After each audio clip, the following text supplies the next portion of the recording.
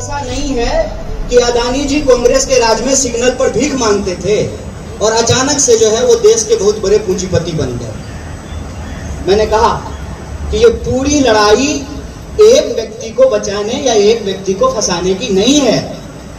अगर आपको लगता है कि कांग्रेस के राज में भी अदानी जी को कोई विशेष लाभ दिया गया है तो उसका भी जांच करा लीजिए।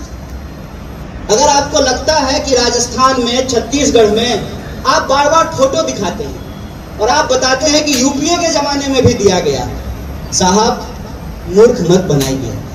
सबको पता है कि उनका जो विकास दर है ना माननीय अदानी जी का, वो पहले सीधा चल रहा था एक रेखा में। अचानक से जैसे इस देश में महंगाई में उछाल आई है ना, वैसे ही उनकी संपत्ति में उछाल आई है। ये संयोग है कि प्रयोग है, इसकी जांच आप करा लीजिए।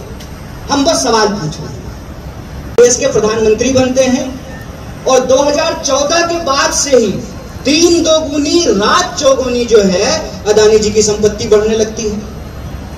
बार बार एक सवाल विपक्ष पूछ रहा है कि आप ज्वाइंट पार्लियामेंट्री कमेटी बना करके, जिसमें सत्ता पक्ष के लोग भी रहते हैं, सभी दल के लोग रहते हैं, सभी मामलों की जांच करा लीजिए। कांग्रेस के राज की भी जांच करा लीजिए और भाजपा के राज की भी जांच करा लीजिए। यही तो सवाल है ना, इसी पे तो प्रश्न खड़ा कर रहे हैं महाराज। बताइए, मैं प्रधानमंत्री को बहुत गौर से सुनता हूं और मेरे जैसे लाखों करोड़ों नौजवान बड़ी उम्मीद से प्रधानमंत्री को सुनते थे। जब प्रधानमंत्री कहते थे कि भ्रष्टाचार खत्म करेंगे, परिवारवाद खत्म करेंगे और काला धन वापस ला करके सबके खाते में 15 लाख पहुंचाएंगे, हर साल जो है 2 करोड़ नौकरी पैदा करेंगे, तो उम्मीदें बंधती थी। और उस उम्मीद की हकीकत आज क्या है? कई बार तो बड़ी जोर की हंसी आती है। प्रधानमंत्री जी स्वयं अपने ही नाम के स्टेडियम में बगल में अमित शाह के सुपुत्र को खड़ा करके परिवारवाद पे भाषण देते हैं। बोलिए, आपको हंसी आएगी कि नहीं आएगी? ये कैसा परिवारवाद है? दूसरे पार्टी में अगर हो रहा है तो परिवारवाद है और भाजपा में अगर हो रहा है तो समाजवाद है। नहीं, जय साहब पे सवाल पूछना परिवारवाद नहीं है। इनका एक मंत्री है अनुराग ठाकुर, अक्सर जो है वो गाली देने के चलते चर्चा में रहते हैं। उनको मंच पे बिठा करके प्रधानमंत्री परिवारवाद पे भाषण देते हैं। अभी कर्नाटक जाकर के परिवारवाद पे बोल रहे थे। आपको मालूम है, कर्नाटक के जो चीफ मिनिस्टर हैं, उनके पिताजी भी चीफ मिनिस्टर थे। ये परिवारवाद नहीं है। मैं मानता हूं कि प्रधानमंत्री जी ने अपनी बायोलॉजिकल फैमिली के लिए कुछ नहीं किया, ये बात सच है, लेकिन अपने पॉलिटिकल फैमिली के लिए तो सब कुछ किया है। और अपने अगर पॉलिटिकल फैमिली के लिए कुछ नहीं किया है तो जेपीसी की जांच करा लेने में क्या दिक्कत है? यह सवाल जो बार बार पूछा जा रहा है कि अदानी जी की सेल कंपनी में 20,000 करोड़ रुपया किसका है, इस एक सवाल का जवाब देने के लिए तैयार नहीं है।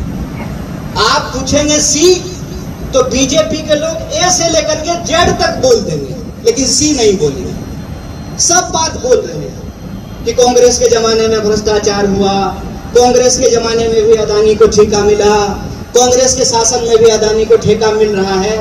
लेकिन जो एक सवाल बार बार पूछा जा रहा है कि जेपीसी की जांच करा लीजिए। जब माता सीता की अग्नि परीक्षा हो सकती है तो प्रधानमंत्री के दोस्त की जेपीसी से जांच नहीं हो सकती है? बड़े हैं क्या? उन पे सवाल नहीं पूछ सकते हैं? और अगर सवाल नहीं पूछ सकते हैं तब तो ये कहना पड़ेगा कि लोकतंत्र है खतरे में। और लोकतंत्र अगर खतरे में है साहब, तो सिर्फ कांग्रेस के लिए खतरे में नहीं है। देश में कोरोना महामारी जब आया ना, तब पर काम नहीं करता है। कांग्रेस के कुछ नेता, उन पर केस हुआ और जो सुबह में केस हुआ और शाम में वो भाजपा में चले गए, तो अचानक वो भ्रष्टाचारी से सदाचारी हो गए। तो बीजेपी को लगता है कि ये मंत्र सब पर लागू होगा। ये मंत्र सब पर लागू नहीं होता है। आपने कोशिश की कि अदानी के खिलाफ जेपीसी की जांच को दबाने का, अदानी की सेल कंपनी में 20,000 करोड़ रुपया कहां से आया, इस सवाल को दबाने का, और उसको ढकने के लिए इतना बड़ा जो है राजनीतिक ड्रामा किया गया।